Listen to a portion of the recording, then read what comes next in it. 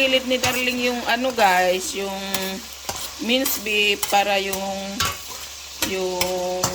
shrimp, dry shrimp, maisangkot siya niya din para mas masarap.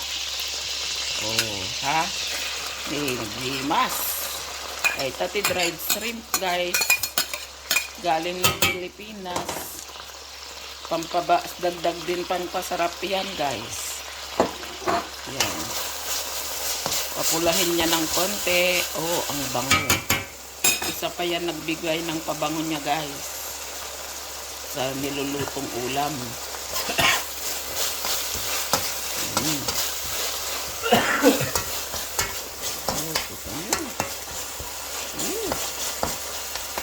Medyo papulahin niya ng konti. Mamaya masarap na yan guys. Guys, pinaghalo na ni Darling yung dried shrimp at saka yung karne ng baka. Oh, ayan. As you can see, the yumminess. Ang bango-bango guys. Ang bango. Ang sarap na ng lasa na guys. Oh, lalagyan na ni Darling ng